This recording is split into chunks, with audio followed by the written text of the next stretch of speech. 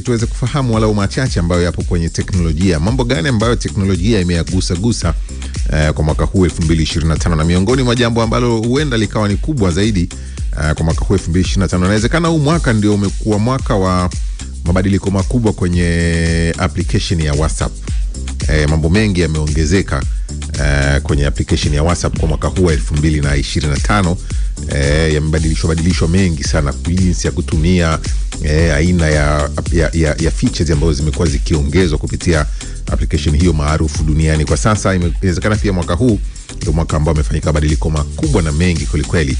Sasa kwa mwaka huu nikukumbushe machache ambayo kwa wewe ambaye ni mtumiaji wa WhatsApp umekutana nayo, na yamekuwa mabadiliko kwenye application hiyo ambayo kwa mwaka 2025 tutaendelea kuyakumbuka na kukumbuka kwamba ndio yaliyofanyika mabadiliko.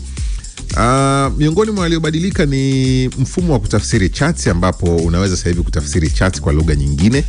Lakini kumbuka pia mwaka huu ndio kipindi ambacho wameweka sehemu ya kuweka wimbo kwenye status. Zamani ilikuwa hivyo, lakini mwaka huu imeongezwa hiyo. Kwa wale watumiaji wa WhatsApp watakuwa wana ushahidi huo.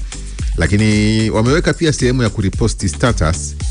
Kwa mwaka huu ndio kitu kingine ambacho kiliongezwa kwenye application ya WhatsApp.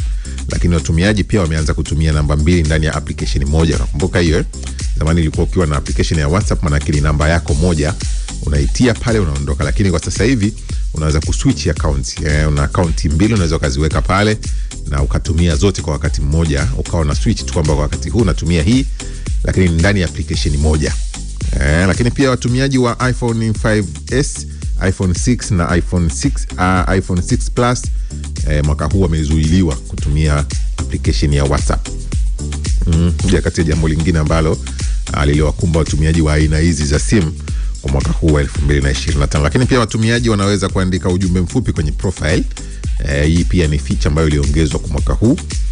Ukiwa na WhatsApp unaweza kuandika ujumbe mfupi kama status fulani, lakini kupitia pale kwenye profile yako na ikabakia kuwa hapo.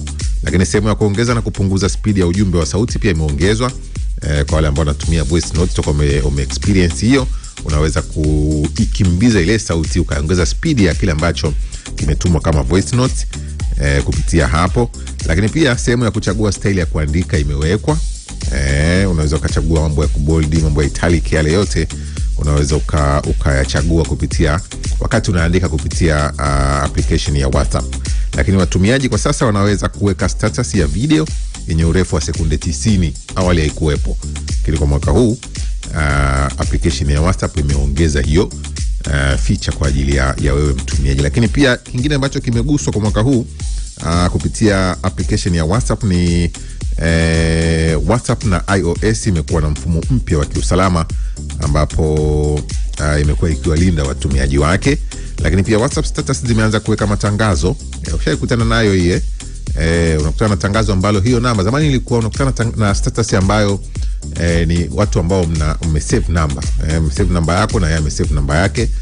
Kwa hiyo mnakutana kwenye status. Lakini kwa sasa unaweza kukutana pia na tangazo la kampuni yoyote ambayo wewe hujawasiliana nao wala huwajui, lakini WhatsApp wanakuwekea pale kama tangazo baada ya huyo mtu kulipia huko kupitia mifumo yao ambayo wameweka. Kwa hiyo unaweza kukutana matangazo kupitia kwenye status yako ya WhatsApp. Lakini video, picha nyingi sasa zinaweza kuwa na caption moja ya pamoja. Unaweza kuzichanganya picha kwa pamoja na ukaandika caption moja. Zamani ilikuwa lazima picha moja, caption moja. Picha ya pili, caption yake. Kwa sasa unaweza kuweka picha either 4 kwa wakati mmoja, alafu zikatumia caption hiyo hiyo moja ambayo umedhamiria kuiweka. Lakini jambo lingine ambalo kwa mwaka huu pia limeguswa kupitia application hiyo, WhatsApp status imeweka mfumo wa reaction za emojis. Unaweza kumbuka hiyo. Lakini pia mwaka huu WhatsApp imeanza kukubali live photos, miongoni mwa kitu kingine ambacho kimewekwa kupitia WhatsApp. Lakini mengine mengi yalobadilishwa, muonekano pia ulibadilika.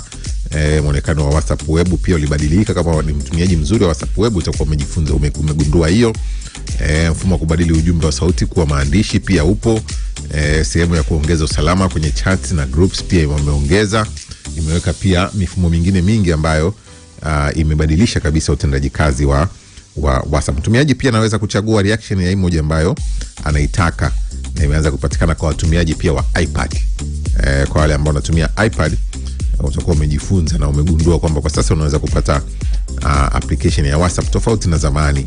Lakini pia watumiaji wa Apple Watch na wenyewe pia wanaweza kaipata kwa sasa, tofauti na miaka ya nyuma ambayo ilikuwa haipo. Hayo yote yameongezwa kwa mwaka huu 2025. Yameongeza pia themes na sehemu ya kuchagua rangi za muonekano wa chat mbalimbali. Ile sehemu ambayo na chat limeongeza jinsi unaweza ukaona rangi mbalimbali, picha nyingine nyingi wameweka pale, na mambo mengine mengi ambayo yameongezwa hapo. Watumiaji pia wanaweza kuskani dokumenti mbalimbali, lakini pia imeweka filter na background katika video call. Kwa sasa unaweza kutumia filter au video au background mbalimbali wakati unafanya zile video call zile. Lakini pia imeongeza matumizi ya Meta AI. Sasa hivi ndio habari ya mjini. Unaweza ukaingia pale ukazungumza na AI yenyewe tu, kachati nayo, ukaiuliza baadhi ya mambo, yenyewe ikakujibu kupitia hapo, si ndio? Haya baadhi ya machache ambayo yameongezwa, yamejitokeza kwenye application ya WhatsApp kupitia mwaka huu wa 2025. Tuko tunamaliza kwenye Super Tech. Hayo ndio machache ambayo nimeona nikukumbushe tu, sio ukasema mwaka huu ulipita kwenye teknolojia. Pia mabadiliko yalikuwa mengi, lakini hayo tumeangazia kwenye upande wa application moja tu ya WhatsApp. Yako mengi kuliko tutakuwa ukiyakumbuka, tulizungumza mengi kupitia Super Breakfast ya East Africa Radio.